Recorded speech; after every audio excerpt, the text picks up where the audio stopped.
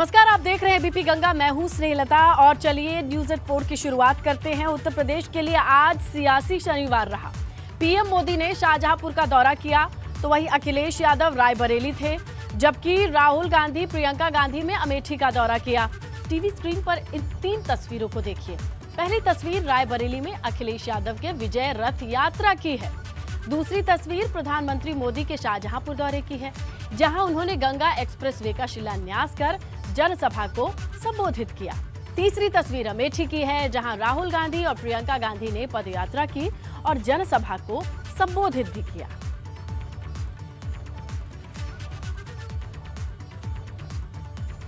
और आज अमेठी में राहुल और प्रियंका गांधी ने पदयात्रा करके शक्ति प्रदर्शन किया। इस दौरान अमेठी के पूर्व सांसद रहे राहुल गांधी ने इसे अपना घर बताते हुए कहा कि उन्होंने यहां से राजनीति की शुरुआत की है और यही सियासत का तरीका भी सीखा है। बहन प्रियंका गांधी के साथ पदयात्रा से पहले जगदीशपुर में राहुल गांधी ने लोगों से संवाद किया। इसके साथ ही राहुल ने बीजेपी पर तंज भी किया। कहा कि आज की हालत आपको दिख रही है, बड़े सवाल हैं। सवालों का जवाब न मुख्यमंत्री देते हैं न प्रधानमंत्री।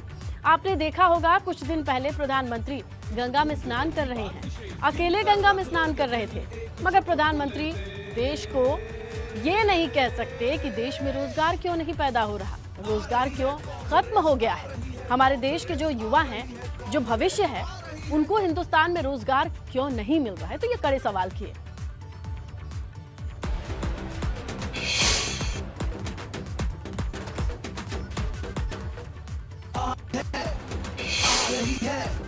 देश के सामने 2 सबसे बड़े सवाल हैं। बेरोजगारी, एक तरफ बेरोजगारी, दूसरी तरफ महंगाई। ये 2 सबसे बड़े सवाल हैं। इन सवालों का जवाब ना चीफ मिनिस्टर देते हैं ना प्रधानमंत्री देते हैं। पहला हमला नोटबंदी, दूसरा हमला गलत जीएसटी और तीसरा हमला कोरोना के समय कोई सहायता नहीं। हुआ क्या है? हुआ क्या कि जो रोजगार देने वाली रीढ़ की हड्डी है, जो छोटे बिजनेस हैं, मिडिल साइज बिजनेसेस हैं, वो सब बंद हो गए। कुछ दिन पहले प्रियंका आई और प्रियंका ने कहा कि लखनऊ जाना है, मीटिंग करनी है। तो मैंने बहन से कहा लखनऊ जाने से पहले मैं घर जाना चाहता हूं और मैं घर में अपने परिवार से पहले बात करना चाहता हूं। तो आज मैं आपका यहां अपने परिवार का दिल से स्वागत करता हूं। इस देश को छोटे बिजनेस वाले, मिडिल साइज बिजनेस वाले और दुकानदार रोजगार देते हैं। जो छोटा बिजनेस चलाते हैं, जो मिडिल साइज बिजनेस चलाते हैं, वो रोजगार देते हैं। उन पर नरेंद्र मोदी जी ने आक्रमण शुरू कर रखा है। और जब प्रधानमंत्री नरेंद्र मोदी ने आज उत्तर प्रदेश को 36,000 करोड़ रुपए की सौगात बांट दी है। पीएम मोदी ने शाहजहांपुर से गंगा एक्सप्रेसवे का शिलान्यास किया है। कुल 594 किलोमीटर लंबा ये एक्सप्रेसवे मेरठ से प्रयागराज तक बनेगा। इस मौके पर मुख्यमंत्री योगी आदित्यनाथ समेत तमाम मंत्री मौजूद रहे। प्रधानमंत्री मोदी ने एक जनसभा को संबोधित करते हुए सीएम योगी की तारीफ करके विपक्ष पर बड़ा हमला भी बोला। प्रधानमंत्री ने कहा कि योगी और यूपी को मिलाकर बनता है उपयोगी। जोरदार तालियों के साथ स्वागत करें। माननीय प्रधानमंत्री महोदय ने गंगा एक्सप्रेस करीब 600 किलोमीटर के इस एक्सप्रेसवे पर 36,000 करोड़ रुपए से अधिक खर्च किए जाएंगे। ये गंगा एक्सप्रेसवे अपने साथ इस क्षेत्र में नए उद्योग लाएगा, अनेक रोजगार, हजारों नौजवान के लिए अनेक नए अवसर लाएगा। तो शाहजहांपुर में एक तरफ जहां गंगा एक्सप्रेसवे की सौगात देकर पीएम मोदी ने यूपी के विकास का दरवाजा खोलने की बात कही, तो वहीं दूसरी तरफ यूपी के विकास के लिए हो रहे कामों को लेकर विपक्ष पर निशाना साधा। पीएम मोदी ने कहा कि कुछ राजनीतिक दलों को यूपी के विकास से दिक्कत हो रही है। इसके साथ ही पीएम मोदी ने मंच से यूपी के लिए योगी बहुत जरूरी का नारा भी दिया। हमारे यहाँ कुछ राजनीतिक दल ऐसे रहे हैं जिन्हें देश की विरासत से भी दिक्कत है और देश के विकास से भी दिक्कत है। देश की विरासत से दिक्कत इसलिए क्योंकि इन्हें अपनी वोट बैंक की चिंता ज्यादा सताती है। देश के विकास से दिक्कत इसलिए क्योंकि गरीब की, सामान्य मानवी की इन पर निर्भरता दिनों दिन कम हो रही है। आज पूरे यूपी की जनता कह रही है, यूपी प्लस योगी बहुत है उपयोगी। तो पीएम मोदी ने कहा कि मेरठ से शुरू होने वाला गंगा एक्सप्रेसवे आज विकास की नई गाथा लिखने जा रहा है। लेकिन कभी यूपी के पश्चिम जिलों में सूरज अस्त होते ही कट्टा लहराने वाले आ जाया करते थे। जब से प्रदेश में योगी सरकार बनी है, अपराधियों की मानी शामत आ गई हो, लेकिन बुलडोजर की कार्रवाई से उन्हें पालने वालों को जरूर दर्द होता है। योगी जी के नेतृत्व में यहां सरकार बनने से पहले पश्चिम यूपी में कानून व्यवस्था की क्या स्थिति थी, इससे आप भली भांति परिचित है। पहले यहां क्या कहते थे? पहले यहां क्या कहते थे? यहां लोग कहते थे, दिया बरे तो घर लौटाओ, दिया बरे तो घर लौटाओ। क्योंकि सूरज डूबता था तो कट्टा लहराने वाले सड़कों पर आ धमकते थे।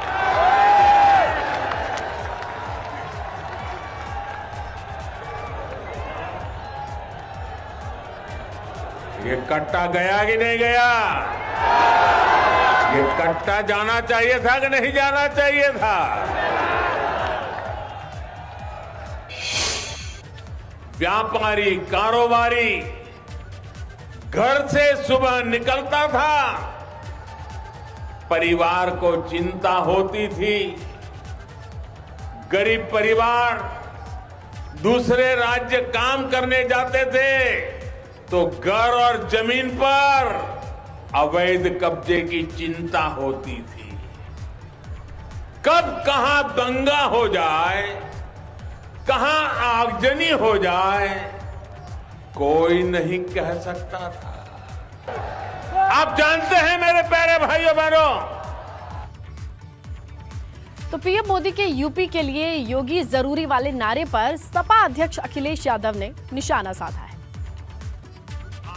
तो उन्होंने ट्वीट करके क्या कहा है? हाथरस की बेटी, लखीमपुर का किसान, गोरखपुर का व्यापारी, असुरक्षित महिला, बेरोजगार युवा, पीड़ित, दलित, पिछड़े सब कह रहे हैं यूपी के लिए वर्तमान सरकार उपयोगी नहीं अनुपयोगी है।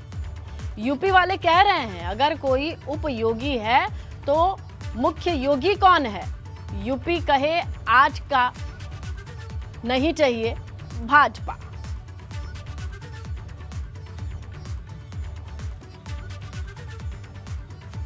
चलिए आपको सीधे लिए चलते हैं अमेठी। प्रियंका गांधी क्या कह रही हैं वो हम आपको सुनवा रहे हैं। नौजवानों को रोजगार दिया जाएगा,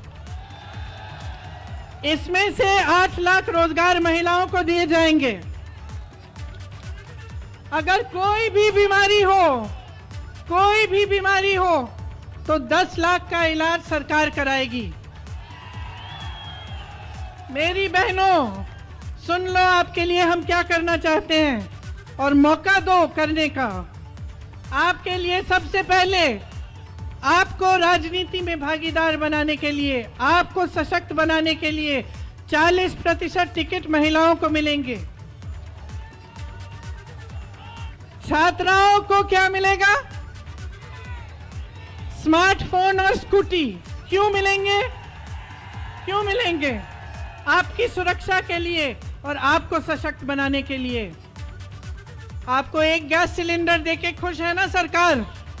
कहती है महिलाओं को एक गैस सिलेंडर दे दो, बस हमारी जिम्मेदारी खत्म, महिलाओं का वोट मिल जाएगा। मैं कहती हूं महिलाओं को सशक्त बनाओ, महिलाओं को खड़ा करो, महिलाओं को मदद करो, महिलाओं को रोजगार दो, राजनीति में लाओ, और एक सिलेंडर नहीं 3 गैस सिलेंडर आपको देंगे हम।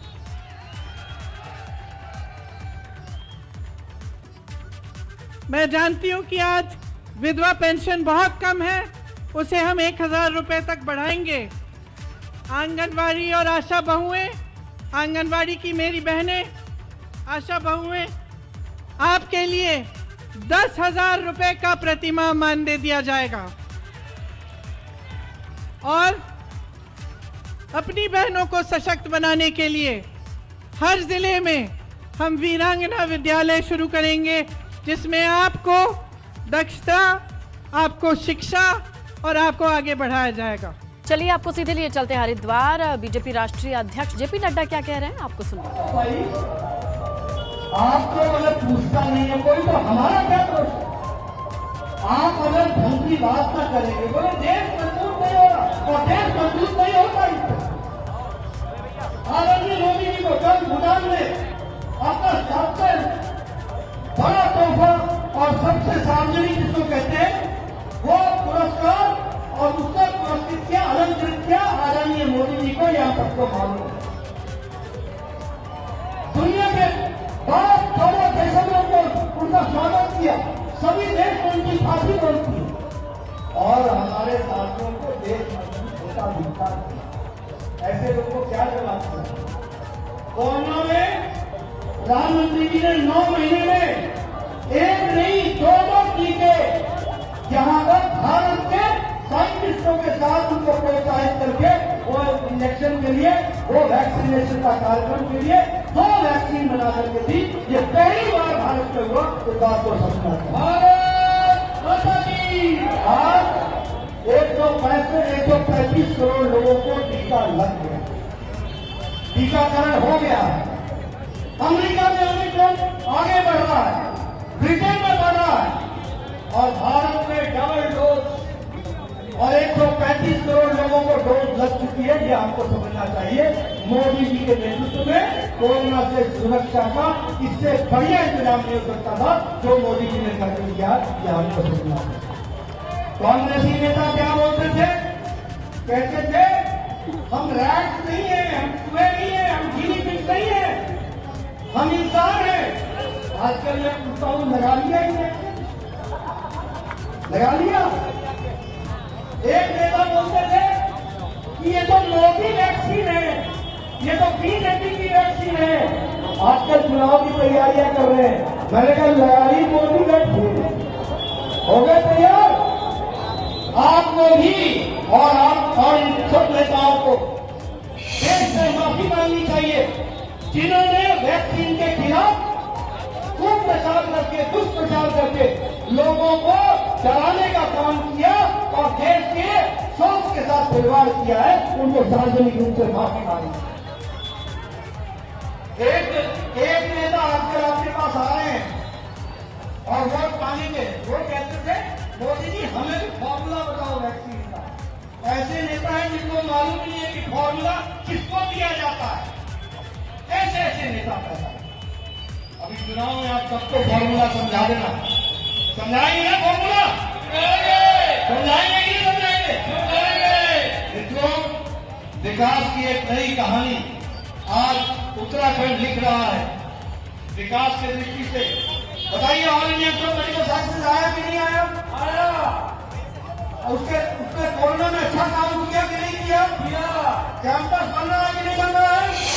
सैटेलाइट सेंटर बन रहा है कि नहीं बन रहा है? आपको मेडिकल कॉलेज दिया कि नहीं दिया? पहला सेशन शुरू हो रहा है कि नहीं हो रहा है? ये है बलता हरद्वार, ये है 4 लेन बगल में। अब किसी को दिखे नहीं, मेरे से कोई बोलता है तो मैं देखो देखो मैं तुम्हारी आंखें को ठीक कर सकता हूं, दृष्टि तो दे सकता हूं, लेकिन विजय नहीं दे सकता। वो तो तुमको ही खड़ी करनी पड़ेगी। जिसमें देखने की ताकत न हो तो हम क्या कर सकते हैं। इसलिए मित्रों, मैं जो आज उत्साह देख रहा हूं वो इस बात को बताता है कि आप सब लोगों ने तय किया है कि हर जगह कमल ही कमल खिले, और मोदी जी के आशीर्वाद जो उत्तराखंड को मिला है, हम साथ पार करते हुए लोगों का आशीर्वाद जन जन का लेते हुए हम चलेंगे। आज ये विजय संकल्प यात्रा यहाँ से शुरू हो रही है, जिसको कहते हैं कि शुरुआत अच्छी है तो सब अच्छा होगा। आप सब लोगों ने बहुत अच्छी शुरुआत की है। 41 विधानसभा में ये जाएगी यात्रा, सबका आशीर्वाद लेगी। हमारे नेता सब जगह पर अपना वक्तव्य रखेंगे और मैं भी आपके पास चुनाव में आऊंगा और फिर आपके दर्शन करूंगा। आपको आपने मेरी बात सुनी, आपका बहुत बहुत धन्यवाद। जय भारत, जय भारत। जेपी नड्डा जिंदाबाद, नरेंद्र मोदी जिंदाबाद। आप यात्रा आगे चलाएं, मैं आपसे यहाँ विदा लेता हूँ। जेपी नड्डा जिंदाबाद, जय भारत, वीर बजरंगी।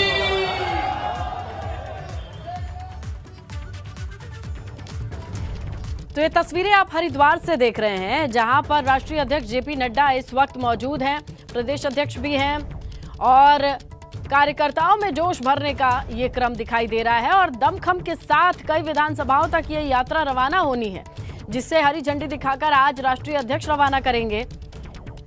तो 2 संकल्प यात्राएं हैं, एक केंद्रीय मंत्री अनुराग ठाकुर कल रवाना करेंगे और आज हरिद्वार से इस यात्रा के लिए हरी झंडी राष्ट्रीय अध्यक्ष दिखा करके इसे रवाना करेंगे। इसके अलावा वैक्सीन के खिलाफ कांग्रेस ने दुष्प्रचार किया, यह आरोप लगाया इस मंच से। कांग्रेस को जनता से माफी मांगनी चाहिए, ये भी कहते हैं राष्ट्रीय अध्यक्ष। पूरे देश को मुफ्त में वैक्सीन लग रही है, इसे भी गिनवाया। तो बीजेपी के वक्त में राज्य से लगाए केंद्र तक जो योजनाएं चली हैं, जिनका लाभ उत्तराखंड वासियों को भी हुआ है, उसका जिक्र करते हैं और विपक्ष पर भी जमकर हमला बोला।